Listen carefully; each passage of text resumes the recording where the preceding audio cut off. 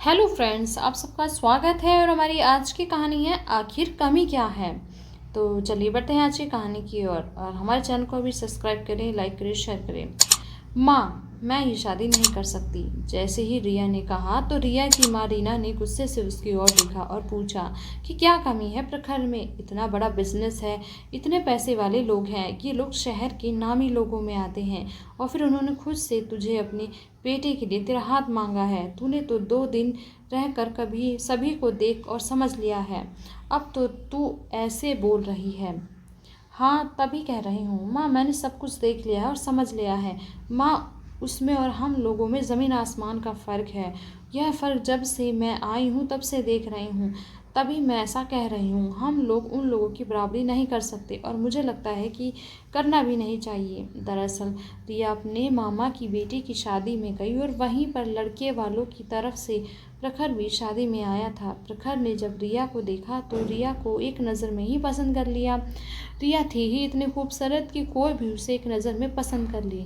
यह बात प्रखर ने जब अपने परिवार वालों को बताई तो परिवार वालों ने भी जब रिया को देखा तो उन्होंने भी एक नज़र में रिया को पसंद कर लिया। फिर उन्होंने रिया के माता पिता से बात की और कहा कि 22 अगस्त को शिखर का जन्मदिन है, तो आप लोग 20 तारीख को दिल्ली आ जाइएगा। वहाँ पर हमारा होटल है, आपको रुकने में कोई दिक्कत नहीं होगी और 2-3 दिन में रिया और प्रखर एक दूसरे को देख समझ लेंगी। साथ में हम परिवार वाले भी एक दूसरे से परिचित हो जाएंगे।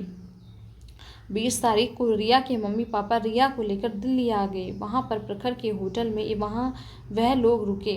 रिया ने भी सभी से मुलाकात की। 2 दिन में जितनी देर भी रिया प्रखर से या प्रखर के घर वालों से मुलाकात करती, बस हर बार वह लोग अपने बारे में बताते या फिर कैसे रहना है या फिर अपनी संपन्नता और वैभवता का दिखावा करते। इन 2 दिनों में एक बार भी रिया से उसकी पसंद नापसंद के बारे में नहीं पूछा गया। वह और अगर प्रखर से कुछ कहती भी तो प्रखर यह कह देता कि नहीं, हमें तो यही पसंद है और तुम्हें ऐसे ही रहना होगा।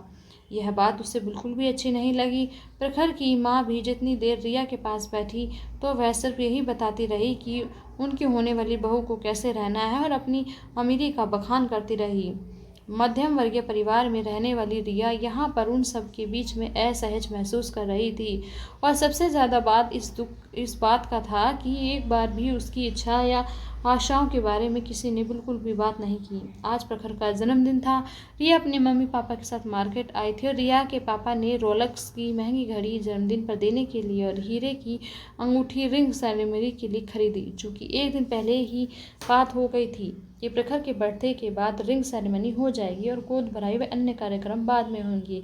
इसलिए रिया और रिया के माता पिता मार्केट में खरीदारी के लिए गए। प्रखर के घर वालों ने हीरे की अंगूठी तनिक से ही लेनी है और कितने कीमत की है ये भी बता दिया। बर्थडे और रिंग सेरेमनी के लिए ये 2 सामान ही 1 लाख से ऊपर हो गया, जो कि उनकी बजट से बाहर था।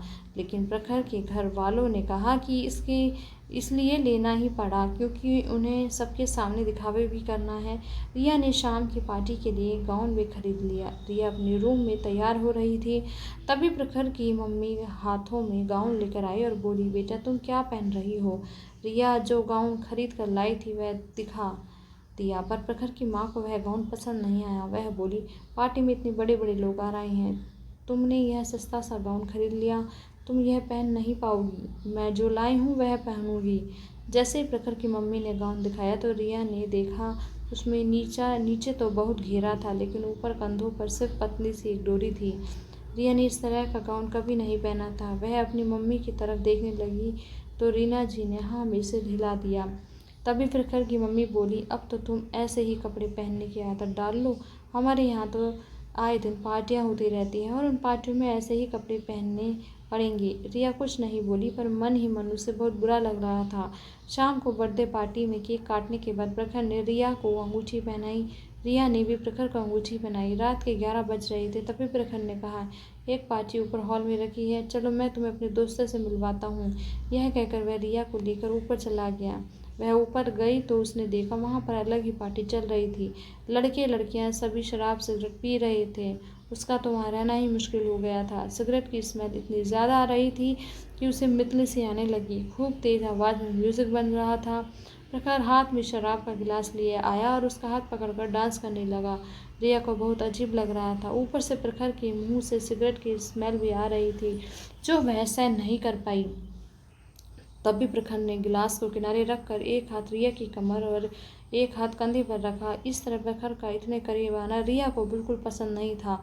लग रहा था कि तभी प्रखर ने उसे अपनी बाहों में समेट लिया।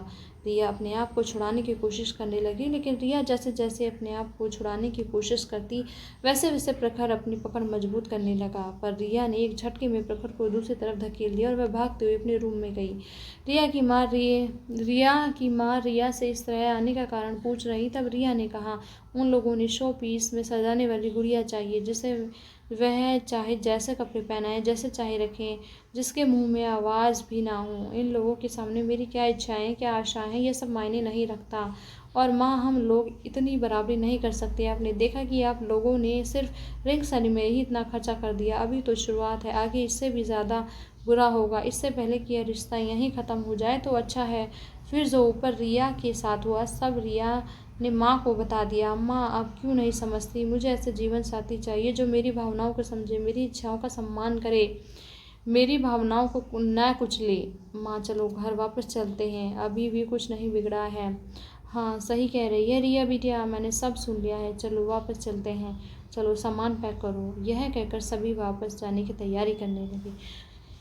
तो दोस्तों, कैसे लगी आज की ये कहानी हमें ज़रूर कमेंट करके बताएं और इसे अपनी फैमिली फ्रेंड्स के साथ शेयर करें और हमारे चैनल को भी सब्सक्राइब करें। बहुत बहुत शुक्रिया हमारे साथ बने रहने के लिए।